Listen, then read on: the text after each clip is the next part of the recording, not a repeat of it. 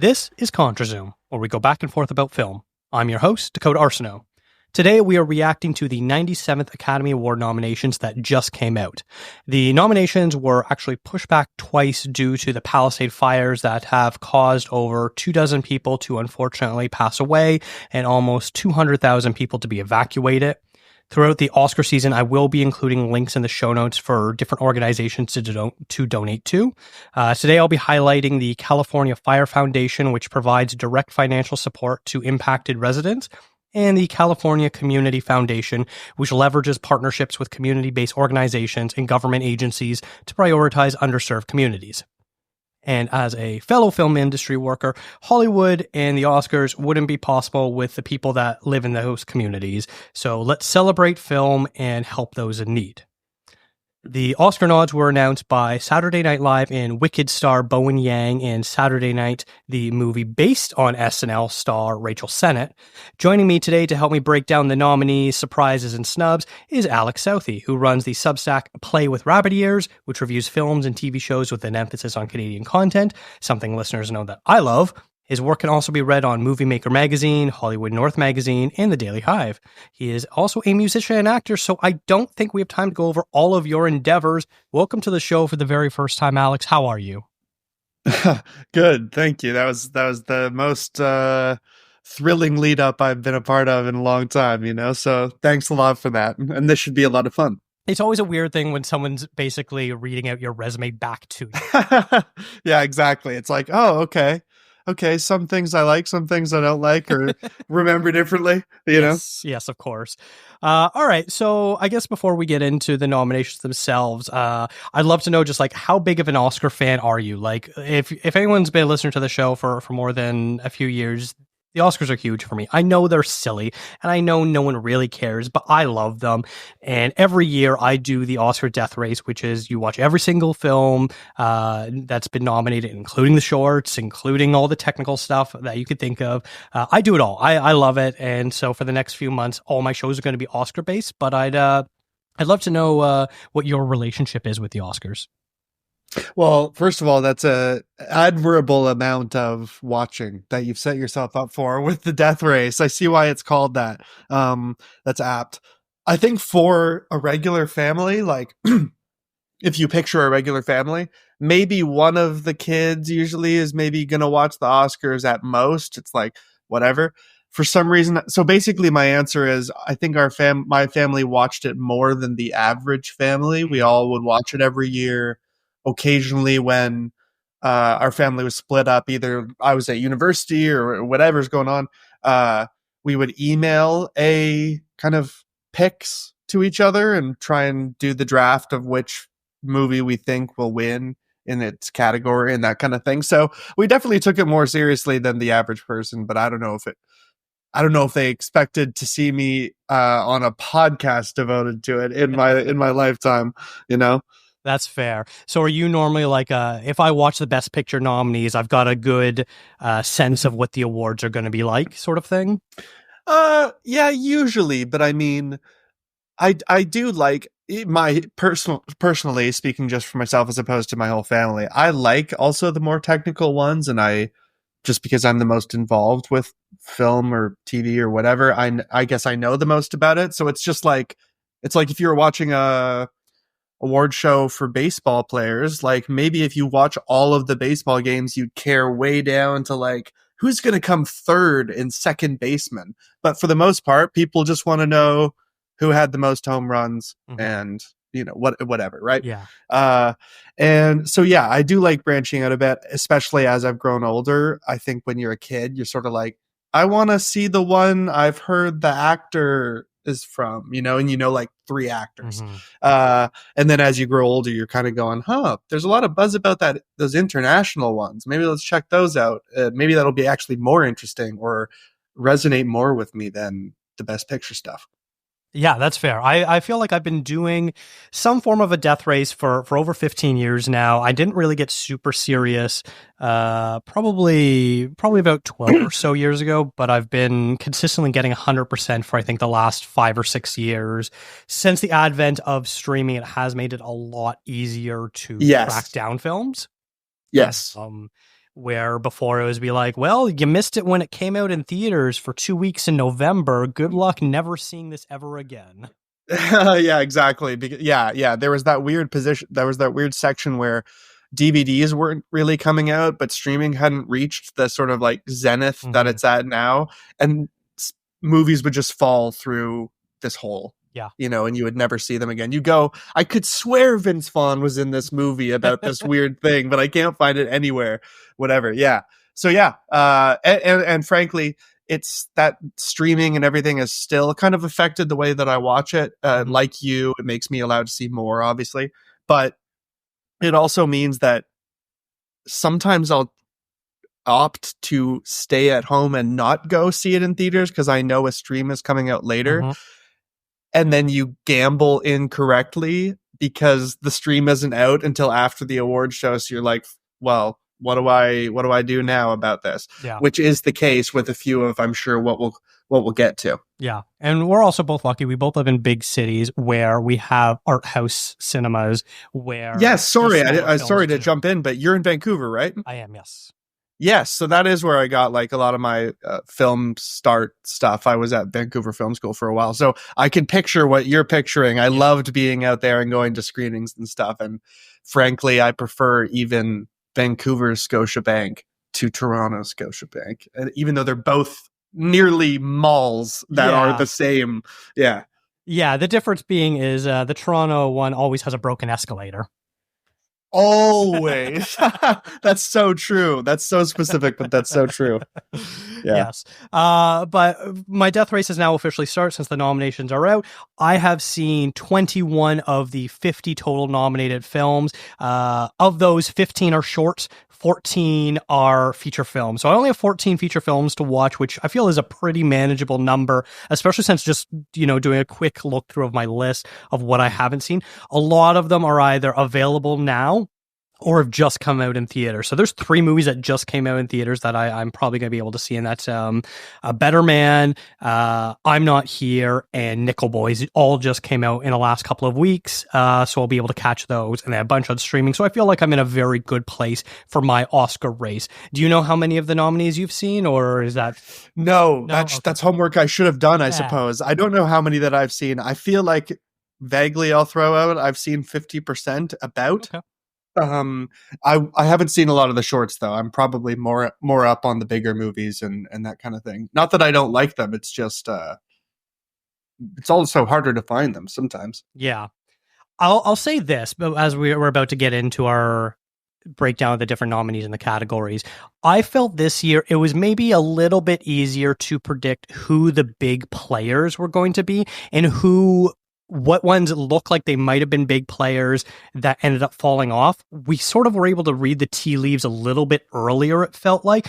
And 2 of those movies in particular we're going to get into as we're going down the nominations. One that was shut out completely and one that I think did shockingly low for what it should have been. But overall, I think, looking at the landscape, it was pretty easy to see what the big players were going to be. It's more like, who's going to be the last spot for visual effects and what's going to be the international ones, because that's always a bit of a coin flip and things like that. Yes, definitely. I think that there were very few, if any, real shocks here. Some of it is reading the tea leaves basically means seeing who's winning or getting nominations in the preceding award shows, right? Smaller award shows. But sometimes the Oscars kind of do their own thing. And it is interesting to see once in a while, they'll go, no, you smaller award shows got it wrong. This person should have been highlighted and been in this category. But for all of that description, I don't actually think that happened this time. I think it's been pretty predictable. That doesn't necessarily mean bad or disappointing, just predictable. Yep. Yeah, no, I agree. Yeah. So looking at the films with the most nominations, Emilia Perez led the pack with 13. Both The Brutalist and Wicked got 10. A Complete Unknown and Conclave got 8. Anora got 6. Dune Part 2 and The Substance got 5. Nosferatu got 4. And then really getting down into the weeds, I'm Still Here, Sing Sing and The Wild Robot got 3. And then The Apprentice, Flow, Nickel Boys and A Real Pain got 2. And then everything else got 1. So just looking at this, I sort of figured that the top players were going to be Emilia Perez, The Brutalist, Wicked, A Complete Unknown, Conclave, and Anora. And for Mhm. me, one of the movies I was just alluding to, I feel like Dune Part 2 drastically underperformed what I expected.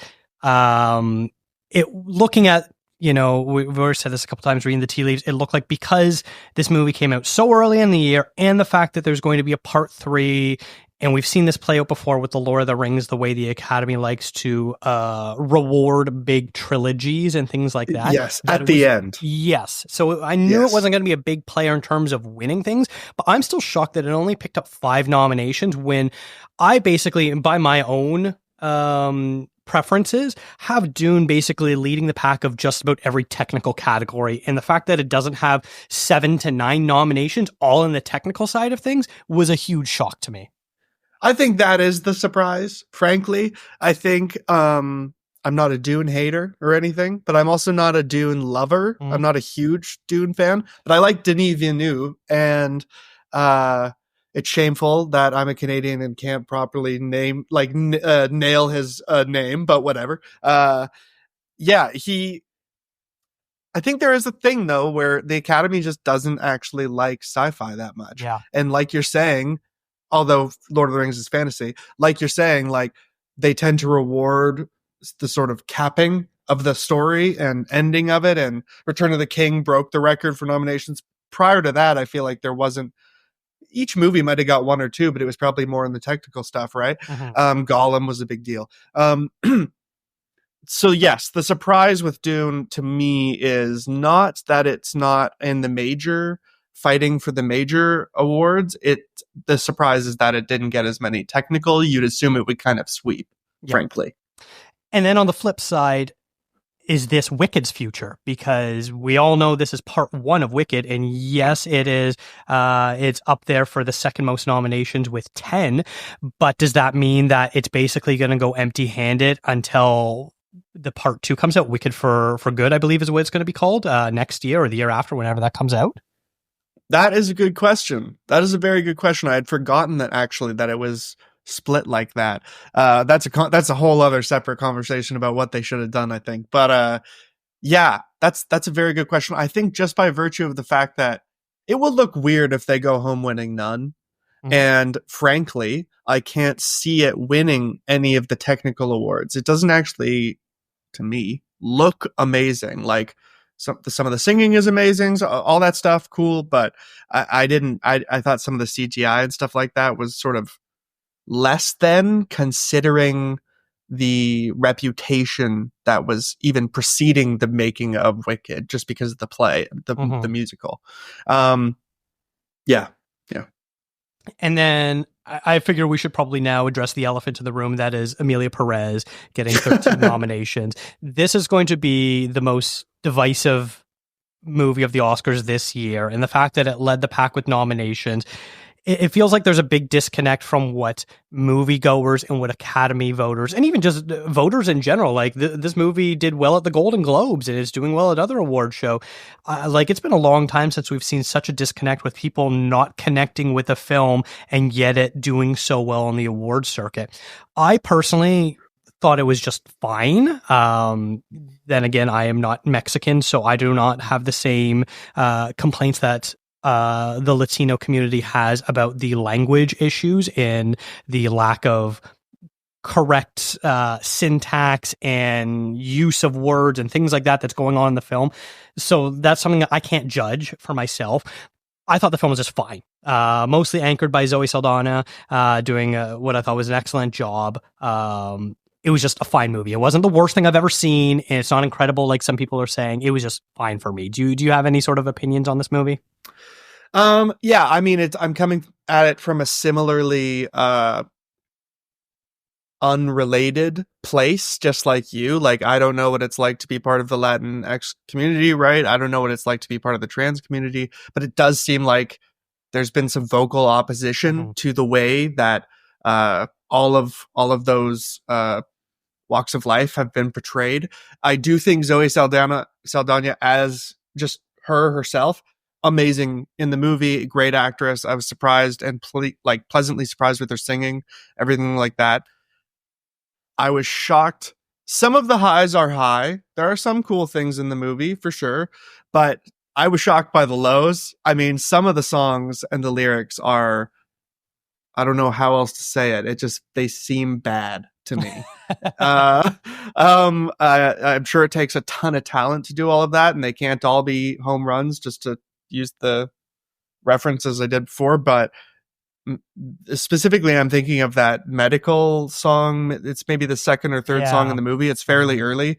That one was just a stretch too far for me personally. But mostly, I feel like you. At moments, I was caught up in it, but most of all, I was just kind of like, it's all right. Yeah, I think that's probably the best way to describe it. It's a film of highs and lows, where the highs work pretty well, and then the lows are just like very, for me, forgettable moments. Yes. Like the only two songs I have fond recollection of is Zoe Saldana's basically her sort of rap at the gala thing that she does, and then the Selena Gomez karaoke song that she does. Those are the only two memorable songs in a musical film for me. Yeah, that's a problem. I completely agree with you. Those are the only ones that I remember, plus the bad ones. Yes. And if I'm having ease remembering the bad ones and trouble remembering the good ones, then there's something wrong. Yeah. And also, I don't know. There was just some casting choices in that movie that I didn't think made too much sense. Selena Gomez seems like a cool person, and in some of her work, I think she fits really well. Like the show with Steve Martin and Martin Short. Murders in the Building. Yeah, she's great on that. It's sort of to her suitability or whatever. I just don't know how. I don't know if she nailed it here. And this is the kind of movie you need to nail clearly, because there's a lot at stake in who you're presenting and what you're presenting. Yeah. All right, let's look at Best Picture. So we've got Anora, The Brutalist, A Complete Unknown, Conclave, Dune Part 2, Amelia Perez, I'm Still Here, Nickel Boys, The Substance, and Wicked. And so there's a couple things that jump out for me right away. One, there's about 6 movies in here that I think I'll say 7 movies that I thought were definitely locked in. And then the 3 that were sort of in play.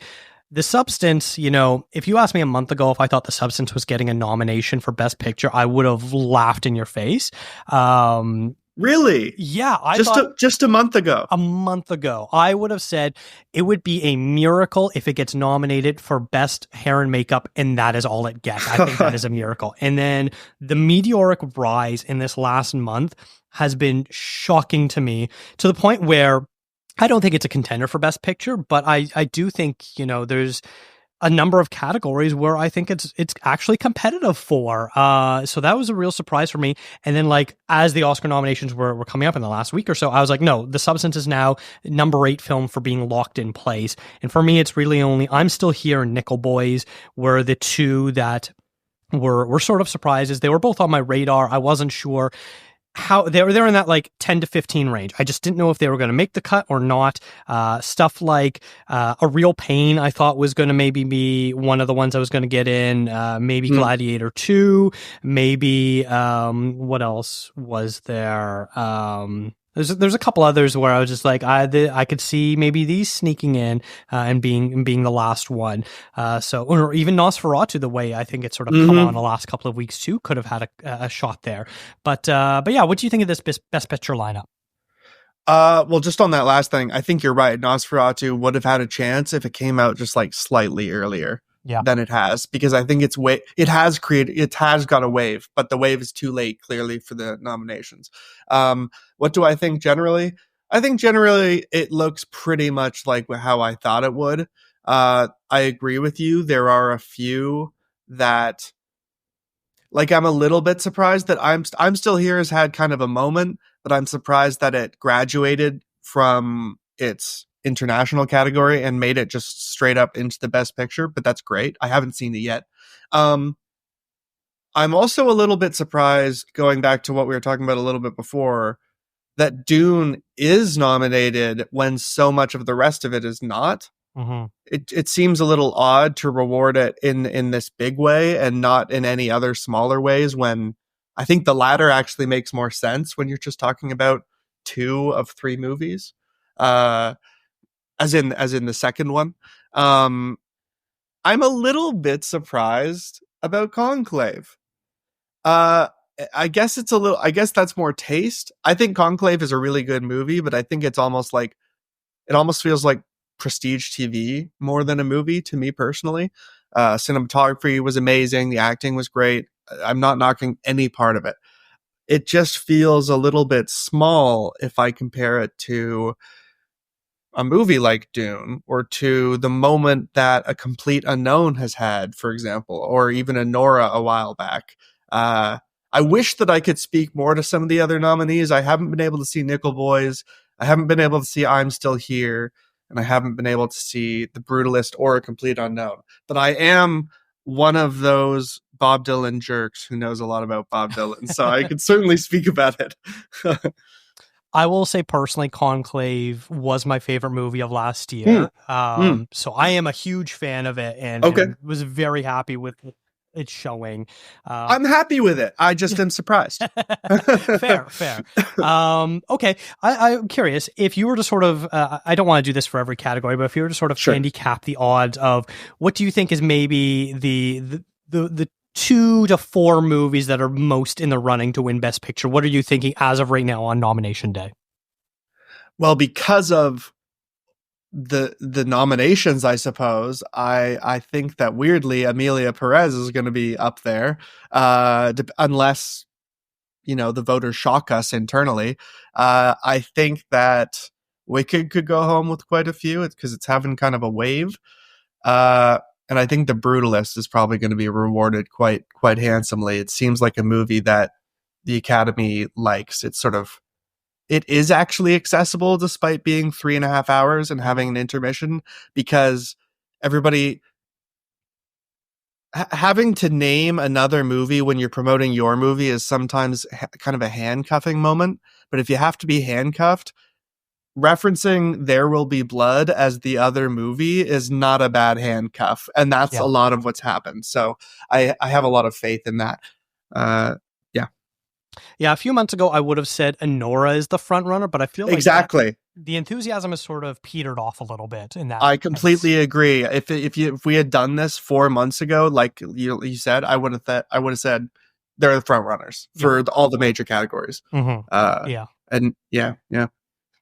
would say I still think The Brutalist is probably the main front runner to beat, but yeah, you're right about Emilia Perez's strong showing in the nomination field will probably help. And for anyone that doesn't know, the way it works, Oscar nominations work is each of the branches vote on their own nominations, and then everyone gets to vote for Best Picture. And then on Oscar Day, for the ballots that you submit, Best Picture is a ranked ballot. So you get to pick what it is. So it's also reading the tea leaves of what is everyone's, what's the movie everyone is going to put as their second or third favorite, because every movie is going to get first place votes. We know that. But what movie is going to show up on everyone's ballot in the top 2 to 3? And I think Emilia Perez, the one thing that might hold against it is it's going to be on a lot of people's ballots, but I think it's going to be not be on a lot of people's ballots as well. So that's a very insightful point. I think you're completely right. Yeah. I think you're completely right. So the question is, does it have enough first place votes to outright win it? Otherwise, is The Brutalist going to come out and win? A Complete Unknown, which is a movie that I think a lot of people were underestimating. I really loved it too, but let's be frank, the Academy loves musical biopics. This is a boomer era star celebrity, Bob Dylan. So that's what the Academy's makeup is. These are people that grew up listening to Bob Dylan. And so now they're seeing a movie about Bob Dylan and it's really good. So I don't think those are things that can be discounted. So yeah, Conclave, I could also see maybe showing up on a lot of people's, third or fourth place ballots because it's a competently made movie, across the board. As you were saying, the acting is good. The production design is good. The cinematography is good. It looks really nice. Is that going to help it? Maybe. I don't know. So yeah, I like what you're saying about these sort of second, third, fourth movies that could be more common than these one-off number ones that people are passionate about. I think that's dead on. I think that you've made me think about it differently. I think that Emilia Perez now might probably really benefit from that. And just going back to A Complete Unknown, you're so right. It would be one thing if the movie was a little harsher on Bob Dylan, who certainly could not be. He was capable of being a mean person and, not very kind and very selfish and all these things. And I've heard that there are some little things that add depth and color like that in the movie, but for you tell me, for the most part, it's a fairly valorizing kind of look at him. The only one, versus not. It Yeah. could have been harsher, is what I mean. And the only thing I was going to add to what you're saying about it, about what it has going for it, which is, it's about a boomer generational thing. It's by James Mangold. He's already done this before in this nearly the same era. And the one thing that you didn't mention that I think is worth mentioning is it's essentially also starring like the DiCaprio of our era now. Yeah. It has a lot of star power thanks to Timothée Chalamet. So I think it's sort of satisfying a lot of different demographics. Yeah, no, you're absolutely right. And I think that goes to show for the best director category where James Mangold does get a nomination there. He's up against Sean Baker for Anora, Brady Corbet for The Brutalist, Jacques Audiard for Emilia Perez, and Coralie Farge for The Substance, which, much to my surprise of The Substance getting into Best Picture, I thought that she was going to miss for Best Director, just because of how divisive this film is and how out there and gross of a movie is. I loved it. I thought it was amazing. I saw it at cinema. But it's not gross. Yeah. You're very correct. You're correct about it. And body horror in general is ignored by the Academy, and body horror is another level completely that is just completely not recognized. So this is a very interesting group. Maybe James Mangold does sneak in a win here. I personally think Brady Corbet is probably the front runner due to the scope and scale of The Brutalist, but I don't know, don't count out someone like Mangold. No, I agree completely with both of those things. I think Mangold could be a bit of a come up from behind and actually take it. Maybe that would be informed by if he won Best Director for Walk the Line. Do you know if he did? Because if he didn't, this could be like a correction, which often happens with Oscars, right? And the other thing I think that's possible, but it's more likely Brady Corbet wins for that. He seems to be really doing the rounds, getting a lot of attention for Best Director. I actually think it's also possible that Coralie Farge gets in there. I mean, she made some really bold choices, and people respond to and remember bold. So yeah, and Brady Corbet was bold in his own way with the length and the scope and everything, right? So yeah, I think it's gonna be Corbet or Farge, actually. Yeah. Looking it up, Walk the Line was not nominated for either picture or director, and it only won one Oscar, and that was for Reese Witherspoon. Wow, its reputation has grown since then, in my opinion. Then, like, Walk the Line kind of squished it and squandered it and battered it Walk Hard, the Dewey Cox story kind of made mincemeat out of it. But that's interesting. So then maybe they'll see this as a correction. Maybe he'll win something because of that. Yeah, I don't know. I think it's possible. Very possible. So moving on to Best Actor, we've got Adrian Brody for The Brutalist, Timothée Chalamet for A Complete Unknown, Coleman Domingo for Sing Sing, Ralph Fiennes for Conclave, and Sebastian Stan for The Apprentice. So two things sort of, jump out to me. One is Sing Sing, a movie that I think anyone who's actually seen this movie basically universally sings its praises as one of the best movies of the year, except for the fact that it's near impossible to watch because A24 completely botched its rollout of it, which is a real shame because it is a stunning film, and it should have gotten a lot more. It was, looked at as one of the front runners earlier in the year, along with something like Anora, and then it just sort of fell off because no one could see it. And then the other one being Sebastian Stan for The Apprentice. He had two great movies this year, performances this year, rather, that and A Different Man. And there is some wonder, is he going to cannibalize his own votes because, people can't decide which one they prefer. And then you had people like Daniel Craig and Queer, who was a little surprised because he was looking like he was going to get into it, and then didn't get it at all. So, I don't really know what to think about this. I think it's going to be Adrian Brody's in a runaway, but I don't know.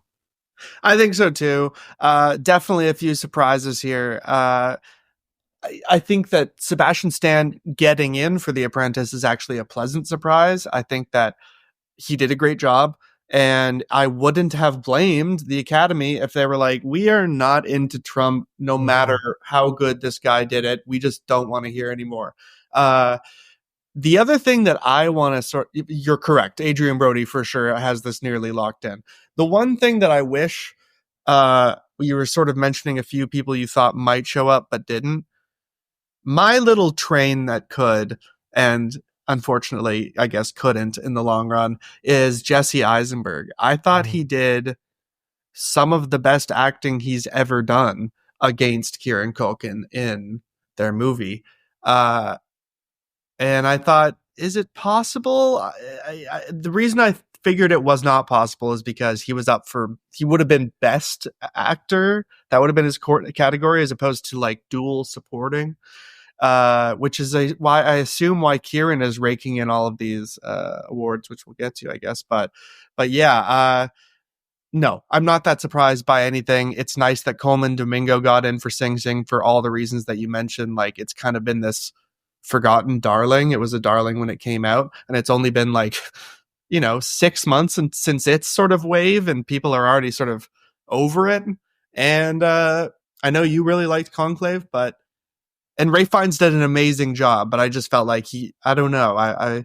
It's great that he's getting a nomination. I wish it was for an even greater performance or role, I guess, is my opinion. Yeah, that's fair. Moving over to Best Actress, we've got Cynthia Erivo for Wicked, Carla Sofia Gascon for Amelia Perez, Mikey Madison for Anora, Demi Moore for The Substance, and Fernanda Torres for I'm Still Here. And for me, the only real surprise is Fernanda Torres.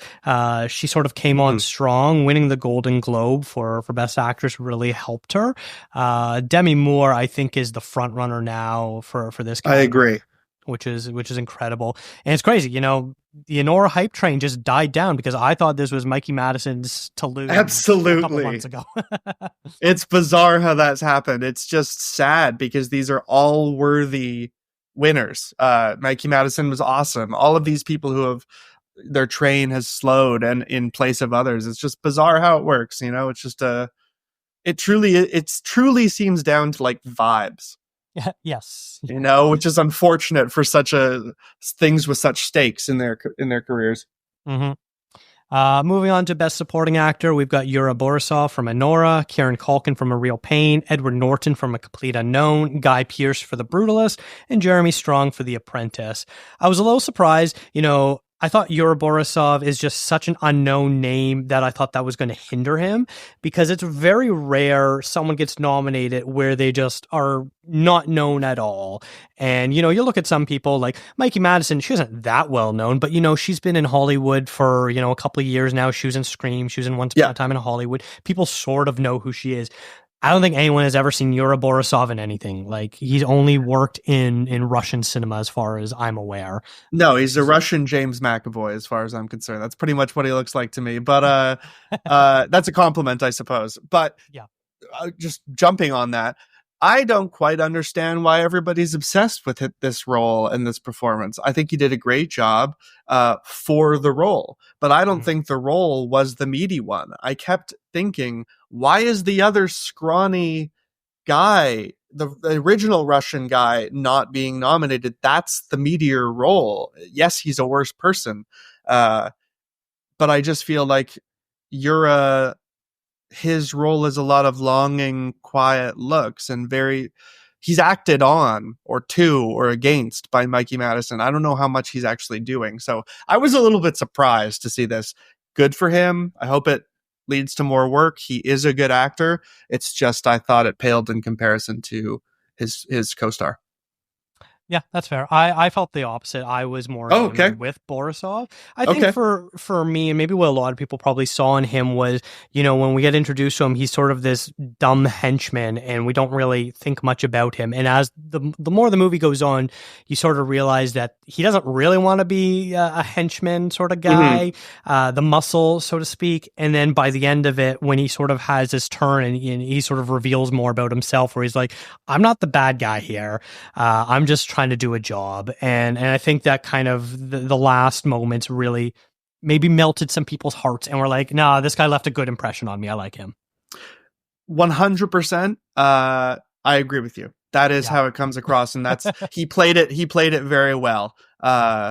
He played it very well. In my opinion, a lot of the strengths that you just listed are they're written. They're character strengths. They're to do with his arc. But I think that he did play them very well. Mm-hmm. Very happy to see Edward Norton here. He was playing Pete Seeger, which I thought he did a great job and wasn't sure if he was going to get a nomination here, but very happy to see it. There's been a lot of buzz about it, and I want to see a Complete Unknown. I got to get out there and see it, but knowing Bob Dylan's story, Pete Seeger definitely sort of his shadow looms large in Bob Dylan's life, and when I first heard Edward Norton was chosen for it, I thought that's sort of weird casting. Like, he's a good actor, but I don't know if I picture him like the real guy. And they just brought up his hairline and made his forehead like twice the size, and put a banjo on him. Yeah, exactly. And honestly, he crushed it, like in the little bits that I've seen. So there's clearly a ton of buzz about it. So hey, that's great. Yeah. Good for him. Moving on to supporting actress, we've got Monica Barbaro for A Complete Unknown, Ariana Grande for Wicked, Felicity Jones for The Brutalist, Isabella Rossellini for Conclave, and Zoe Saldana for Emilia Perez. I'm really happy Monica Barbaro is here. She is someone where, like, all the advertisements for A Complete Unknown was Chalamet and Fanning, and the two of them, and it's their love story. And then you haven't seen it yet, so I don't want to spoil too much, but her part isn't that big. Monica Barbaro is the much bigger character in this movie. Okay, I'm glad that you told me that, because again, as a jerk Bob Dylan guy, I was hearing about all of this and thinking, okay, cool, they got Elle Fanning for a romantic role, like that's a big get. That's cool. I wonder who it'll go to. But when I found out that it was this section of his life, if you know Bob Dylan, Joan Baez is the way bigger role and effect on Dylan's life. And the character that, I know she's a composite, but she's essentially based on one famous character, Fanning's role. She's based on the woman that is with Dylan in the Freewheelin' Bob Dylan album cover that you can all look up if you want, I think. But I remember thinking, like, if you read his biography, he's sweet about her and he's nice about her, and she helped him when he was young, but it's like you're saying, it's not that big a role. So I don't really get why they got such a big, great actress for the smaller role. I've heard that Monica Barbaro does very, very well as Joan Baez, which is awesome, because that's the character you do want to do justice for. But that's the one that you'd think, we're going to go out of our way to get a big name, right? Yeah. And instead they went with Monica Barbaro, and I don't know if she's big. I've never heard of her before. Is she like a Disney star? She was in Top Gun Maverick. Oh, yeah. Okay, so I've probably seen her before. Yeah. Okay, I see. Yeah. So good for her then. A meaty part for sure. This, if I was an actor acting in this and a woman, this is the one that I would want as opposed to the Elle Fanning role. So yes, I'm all that in a roundabout way to say I am glad that she's nominated. Yeah. And then looking at the supporting categories as a whole, it's sort of a shame that we've got Zoe Saldana, Ariana Grande, and Kieran Culkin all in the supporting category when they're all essentially co-leads. Zoe Saldana especially. I mean, that's insane to me. It should be flipped. Like, Carlos Sofia Gascon should be supporting and definitely should be lead. Yes.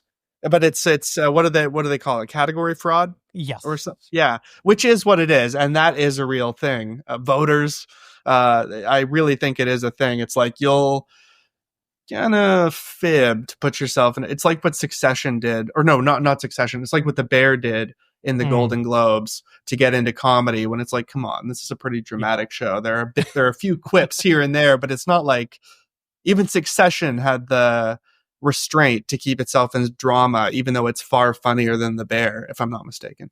So yeah. Okay. Yeah, those are all kind of the main categories. I'll quickly go over the nominations for the screenplays here. We got adapted screenplay. We've got A Complete Unknown, Conclave, Emilia Perez, Nickel Boys, and Sing Sing. And then an original screenplay, we've got Honora, The Brutalist, A Real Pain, September 5, and The Substance. For me, the biggest surprise here is September 5 getting in. I saw it in theaters a couple weeks ago, and I quite enjoyed it, but it had no real buzz around it, so I'm sort of surprised that managed to sort of come in this late into the game and make it. Other than that, I feel like all the other nominees make sense. The biggest, omission for me is probably Dune Part 2 not being an adapted, but what are you going to do, I guess? That's a good point. I don't remember if it was maybe adapted for the first one, and maybe they're thinking, well, it's one book, right? It's Yeah. one book that they split into two. So yeah, who knows? I agree with you though. You're right. And it is nice to see September 5 here. Sometimes I feel like the Oscars will do that. Like if you look at a slightly more offbeat or smaller directors start of their career or nearer to the beginning, like you'll see like a Wes Anderson movie that's now beloved. At the time it was just nominated for screenplay because it's like, oh, that wasn't interesting. Or Alexander Payne, that happens a lot. So I think that's kind of what's happening here. They're going, oh, well, we'll give it something. We'll give it a scrap here with original screenplay. Yeah. Yeah. But no, I'm very happy to see some of the stuff here. Specifically, I think some of these are just like they had to be. Like the Substance script is great. A real pain, it's great. The Brutalist, it's this big scope thing. Anora, it's this character thing. They all make complete sense as nominees. Mm-hmm, mm-hmm. Yeah. Are there any sort of categories you want us to touch on before we get into our snubs and surprises? Is there anything that sort of stood out to you? No, I mean, I feel like we've kind of gotten into that a little bit anyway. I think, I don't know. I'm scrolling through the list. I'm getting shocked at how much Emilia Perez is in. I mean, 13 nominations is nuts to me personally, but wow. Which, if I'm remembering correctly, is one off the record, which is, I believe, 14. There's been a couple movies that have gotten there. Oh, really? Okay. I thought it broke. Oh, it broke the record for, non-English language or something like that. I think number of nominations. Okay. Yeah, because I'm pretty sure Return of the King got 14 nominations. Maybe Titanic or something. Titanic and then something else. Yeah. The only thing that I wanted to point out, I guess, as I'm scrolling through is, okay, well, I guess this is getting into the next thing you want to talk about anyway, like snubs and omissions. But I thought The Seed of the Sacred Fig, Germany's, even though it's like more of an Iranian movie, Germany's submission. I don't know if you've seen that, but I thought it was one of the best movies that came out last year. And I wish it was nominated for more. And then I don't know if documentary. Oh, okay. Yeah. Okay. It wasn't snubbed. Okay. Never mind. So that's my one other than Jesse Eisenberg. Yeah. Yeah. Yeah. I think, one last sort of surprise thing is I cannot believe that Diane Warren has yet another song that is nominated for Best Original Song. I think she's at 5 or 6 years straight now. I think she's got over 10 nominations and she's never had a win. Oh, wow. This woman just ruins people's Oscar death races every year, having to watch the worst movies possible. And this year it is The 688, which is a Tyler Perry movie. Oh my God. What? How have I never heard of this person? She's like the John Williams of songs except for way worse. Yeah. Like back in the 90s, she had bangers. She wrote the Armageddon song. She wrote a couple other big stuff.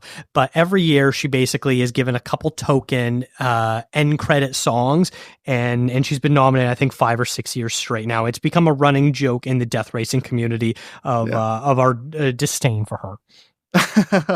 Well, yeah. Well, it's funny. It's clearly the Oscars have disdain for her too, because she's never won and she's been nominated that many times. Yeah. All right, let us talk about some of our snubs and our surprises. So I'm going to talk about happy surprises, things that we thought maybe weren't in contention, and we were happy that showed up there. I already talked about one of mine a bit already, and that was Monica Barbaro for supporting actress. I was really happy she got there. I thought she did a great job as Joan Baez. All of the people in this movie do their own singing and playing. And so like they sound like a close approximation of who they're performing as, but they still have their own unique twist to it. And I thought she did a great job as Joan Baez. A lot of the praise was for Chalamet, and I'm glad that she sort of snuck in here. My next one is A Different Man getting in for makeup. I was hoping that Sebastian Stan was going to get nominated for that performance because I thought he was incredible. It's my favorite performance of the year. It's a movie that I'm sort of mixed on overall. I think the ending really doesn't work for me, but the makeup is incredible in this film. So very happy to see that got in there, the one nomination it got. And then the last one is Maria for cinematography. There was talk about Angelina Jolie maybe being in the contest for Best Actress. That didn't end up being the case. But Pablo Larraín is a director. I really enjoy his work. He's done a couple other female-fronted biopics of the last few years. That was Spencer and Jackie. And then years ago, he did a great Chilean film called No that I really loved, that I found because it was nominated for Best International Film. And yeah, it's a very beautiful, sepia-toned movie that I thought looks really great. It's not as good as Jackie or Spencer, but still very good work. No, I think I love what you mentioned. I think Pablo Larraín is amazing. So it's I don't necessarily know if this movie is amazing, but he is amazing. So I'm always happy when his movies do well in any way. One happy surprise for me. I don't know if you'll even consider this a surprise, but Jeremy Strong getting in for Best Actor in a Supporting Role. I think that for some people, he was probably a shoo-in as a nominee. I think that quality-wise, he should have been. But like I said about The Apprentice with Sebastian Stan, a lot of people just don't want to see Trump no matter what form, and I can't really blame them. So I thought that would kind of harm his chances, but it didn't, and good, because he is incredible in the movie. I would say he sometimes steals the scene from Stan, who also was amazing in A Different Man, and it's great that the makeup nomination is in there, especially because that's a cool movie for a bunch of different reasons. I agree with you, it doesn't totally work, but they're very, I don't know. I want to talk more about the makeup nominees in general. I think this is a really cool year because of The Substance and also because of this movie. They take on body makeup completely differently. Like they're the opposite ends of the spectrum, yet they're both so used so heavily in those movies. And I really like that. I like that one is this gentle, respectful look at this disfigurement, and then it goes all the way to this horror level with Substance. Yeah. And even in that same sort of category, I would include Emilia Perez, the character that Carla Sofia Gascon plays. She is a trans woman, and the movie starts out where we see it's about this journey of a cartel drug lord who is born a man who decides she wants to transition to being a woman. And so they basically do reverse makeup on Carla Sofia Gascon to make her look like a man. And I've seen pictures of pre-transition Carla Sofia Gascon, and she looks nothing like the character that she is playing in Emilia Perez. And I thought they did a very interesting job with the makeup there to sort of create a different person that is living within this person, so to speak. Yeah. That's I think that's sort of a new interesting thing for the Academy, because there's just been not that much representation in the trans community and that kind of thing. So I agree with you. It's good that nomination is in there, because I feel like it could have possibly just been ignored from a perspective of, we don't really know how it works. So how are we supposed to know if we should nominate the work or not? So I think that there's a lot of that's in this positive surprise category that we're talking about. Yeah. All right. Well, let's move on to our snubs. And sort of the way I word it to you is like potential nominations that we think could have been realistic. So they're either in contention or just missed the cut or things like that. Maybe the movie got nominated elsewhere. What are some of your snubs that you feel egregious about? I feel egregious about the Jesse Eisenberg snub, especially as I look at the fact that Zoe Saldana is nominated in the supporting, which means that Eisenberg could have massaged things and probably gotten himself into supporting if he wanted to, where he probably still would lose to his co-star if he was in the supporting category. But I don't know. I was just so impressed. I think that it's been a long time acting wise since he did such good work. He's clearly a creative guy and a good writer and that kind of thing. But I think that for a long time, his career peak was The Social Network. And he plays a fairly inhibited, unemotional, other than angry or annoyed guy. And this is the opposite. This is somebody, his character in A Real Pain is somebody who occasionally does wear their emotions on their sleeve, not like Kieran's character, but they do cry. And Eisenberg's character is actually the one who sometimes ends up more emotional in a scene than Culkin, whose character seems able to just sort of brush emotions off sometime. And basically I was just impressed and thought, oh, okay, Eisenberg's got deeper depths in him than I realized. So that was a nice surprise, and I wish that he'd been rewarded, but at least the movie is being rewarded in general, and that'll keep him working. Yeah, yes, Jesse Eisenberg really needed the work. Exactly. He's on a slippery slope before this. No more Superman villains for him. Yeah, right. I just saw an interview with Jesse Eisenberg on Kimmel, and the way Kimmel introduced him was, you know him from playing two villains, Lex Luthor and Mark Zuckerberg, which I thought was a great intro. Yes. Yeah. I was a little surprised that A Real Pain only got 2 nominations. I thought it would get a little bit more, not a ton more, but a couple more. But yeah. For me, the international category is one that there was 2 big snubs for me. One of them, as a fellow Canadian movie lover, Universal Language was shortlisted, and I understand why it didn't make the nominations.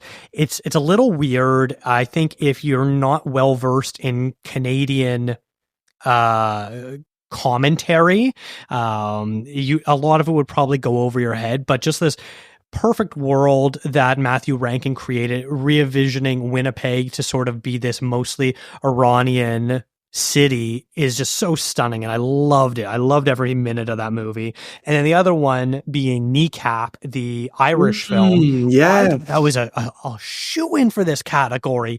This is one of the best films I watched last year. It was so good. It didn't get anything.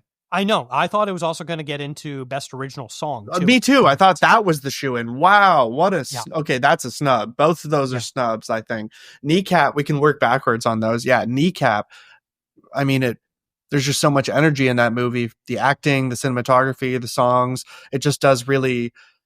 And it's an interesting biopic. Like, it's about a band still pretty active and not that old. Like, it's not like Bob Dylan at all. Where or Robbie Williams. I mean, that's having its own little moment now where people are sort of, it was like a meme in North America where it's like, nobody knows who he is. People either think he's Robin Williams or, whatever, who is this guy? But then I feel like that sort of slight mocking has generated more interest in the film. And then people go see it and they actually go, not bad. Not bad. So I feel like it actually is kind of doing well. So yeah. And sorry, forgive me. What was the movie that you said before? Universal Language. Oh, yes. I think that the reason that was, I mean, it's like you said, you understand why. It's a very Canadian movie. I think it'll clean up at the Canadian Screen Awards when those come out because of all of the reasons it doesn't work as a nominee for the US. It's so Canadian. We as viewers understand better the work that was put into turning Winnipeg into this Iranian setting versus just like people who are based in LA would be more impressed with a movie that takes LA and turns it into something else. And they go, whoa, I've walked those streets before. I know how much they've changed it. So it's just about how much context you have going into a movie like that. Yeah. And then my other sort of big snubs, Denzel Washington for supporting actor. I know a lot of people weren't crazy about Gladiator 2. I really loved it, but I think the one undeniable thing was everyone came out praising Washington's performance as the villain in a very complex, layered role for him. I really liked it. And then also on the acting side of things, I think this is a real long shot. I'm really reaching here, but as you said, maybe if this had come out a little bit earlier, Lily Rose Depp for Best Actress in Nosferatu. Yes, yeah. To be honest, I watched that today, and so I'm high on it, obviously, but it didn't get to talk about it because it wasn't nominated. But yes, there's a lot to love in that movie in general. I'm surprised that it just has to be. It has to be due to when it came out. Otherwise, I think it really would have been nominated for a bunch of stuff. Eggers is a great director and creative person, clearly with a vision that has been kind of consistent and yet growing over his movies. And this just seemed like so far the best version of that thing that he keeps going back to, which is like this gothic folk thing. So I wish it had been rewarded more, because it wasn't rewarded this time around, but was technically released in 2024. There's no chance. It's gone from Oscar chances. It won't be in the next year or anything. Well, it got 4 nominations, but it was all it did. technical. Yes, yeah, they got 4, but it was all for the technical side of things. It's there in, let me see, production design, okay, hair and makeup, cinematography and costume. Oh, okay. Well, I'm glad, because it deserves all of those nominations, in my opinion, especially for this year. But yes, acting wise, the person. Okay, then you're right. The person that kind of has a snub and did stand out is Lily Rose Depp, which is kind of a surprise to me. I suppose, no offense to her, but I did watch The Idol. I watched. Well, actually, I didn't watch all of it. I watched like the first 4 episodes or 5 episodes. And speaking of whom, Rachel Sennett. Great actor, Lily Rose Depp, clearly capable of great acting. That project was just cancerous for everybody. So it's great to see them getting something. It's unfortunately Lily Rose Depp didn't get anything, and Rachel Sennett only got presenting the nominations as opposed to anything else. But sometimes these great movies end up building blocks in a larger career, and Lily Rose Depp is going to be around for a while. Obviously, she's talented and pretty, but also she's a famous daughter, so she's going to have a long career. Yeah. And then just overall, the movie Challengers. I spoke off the top of the bat of this episode of 2 movies that I think underperformed. One of them being Dune Part 2 with only getting a couple nominations. The other being Challengers being completely shut out. I am just baffled because, like, you look at, critics, top 10 list and critics circles that are handing out awards. Challengers has been cleaning up nonstop across the board as one of the most well-rewarded movies this year. And the fact that it just got completely shut out of the Oscars is frankly asinine. And I think we're going to look back in, 5-10 years. And, we do this all the time. You're like, oh man, I can't believe this movie didn't win an Oscar. We're going to be looking back and being like, I can't believe Challengers didn't even get nominated for an Oscar. How come it didn't get nominated for score or song or editing? And I get that, their performances, it's hard to categorize, but they have no problem throwing lead performances in supporting. So why can't Zendaya be Best Supporting Actress or one of the 2 guys be Best Supporting Actor? Which they should both be nominated for, arguably. I think they were amazing. And this was Zendaya's best role since Euphoria. I think this is just suited to her. She got to be a little bit more of a grown-up as opposed to Euphoria. But this is the one movie actually where I was like, okay, I see the hype. I get it. She's really good. And those 2 guys they blew me away, and they could for sure be nominated in supporting. So I agree. That's pretty egregious. Challengers, I think, is, like you said, just a victim of when it came out. But also I think it's a victim of, and it's ironic because this other movie didn't get any nominations either, but it's a victim of him, that Guadagnino making 2 movies in 1 year. Yeah. People generally liked both. Maybe Queer was slightly more mixed, but I loved both. I thought Craig in Queer was amazing. I thought it was a career best for him, actually. But I'm kind of a William S. Burroughs guy. I like that vibe. I thought it was a really good, really, really well done adaptation. I actually maybe liked it in ways more than Challengers. But anyway, yeah, I'm shocked that Challengers was completely shut out. It seems like it will absolutely be one of those trivia questions in 10 or 15 years where they go, what movie didn't get any Oscar nominations? Yeah. Yeah, you're absolutely right. So Especially if both of those stars go on to become, or if all three go on to become even more famous, which they probably will. Yeah. It wouldn't surprise me at all. Like I quite enjoy all three of them. Zendaya already is a bit of a superstar. Definitely. But, you got Mike Feist and Josh O'Connor, who are both rising stars. Yeah. And everything I've seen both of them in, I've always been enamored by. So what else was Mike Feist in? He was in West Side Story. West Side Story. He was Riff. Okay, but that's his only other major claim to fame is that other role. Yeah, I know he's done like a couple small things since then, but that was definitely the biggest thing, and that was my favorite part of the West Side Story remake. So like I've been sort of zeroed in on him ever since then.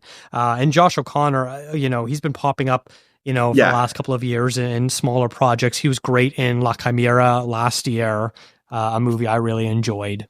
And he was great as the friggin' dirtbag royal. I forget his name, but he's alive. He played Diana's husband, who's still royal. Oh, in Spencer? No, in the show, in a TV show, in Netflix, the Crown. Yeah. Oh, he was on a whole season of that as Diana's husband. And it's Retribution that we remember Diana's name and not the husband's name when he's the one who's still alive. But he was fantastic in that role. Is he the current king? No, that's his dad. That's his dad. No, that's who is married to Princess Diana, Charles. Because their kids are William and Harry. Yeah. But he's the prince. So he's the king. He's the current king. Yeah, you're completely right. Wow. Well, see, I couldn't care less, honestly. I think it's right. It's just adults playing dress up. But anyway, on the show, he did an amazing job, Josh O'Connor, of playing him in his sort of more playboy douchey era in the 80s, 90s. So yeah. I can believe it. Yeah. You should go watch clips or whatever if you haven't seen it. He's really great. But yeah. I might do that. Okay. I think we're going to kind of wrap up here. For people who are listeners of the show, subscribers of the show, I'll kind of lay out what my schedule is going to look like for the next little bit. We're going to have 3 episodes breaking down all of the Best Picture nominees and the odds that they have to win each of their awards. And then we are going to do our Oscar draft, which we've done for the last 2 years, where me and 3 guests, we will pick what teams we think will have the most wins. And then lastly, we'll be an Oscar predictions episode before the ceremony, and then afterwards recapping it as well. So plenty of Oscar content. If you're an Oscar fan, please hit subscribe on this podcast and follow along, because we've got lots of great stuff coming. But Alex, I want to thank you so much for coming on today. It has been a real pleasure, and this will not be your last time guesting on this show. You're really fun to talk to. Oh, thank you so much. So are you. And there's nothing better than talking about movies, and we get to act like it's somewhat serious since it's for a show and that kind of thing. So no, it's fun, and I'm excited for the Oscars and for these episodes coming out that you're referencing. So yeah, thank you very much.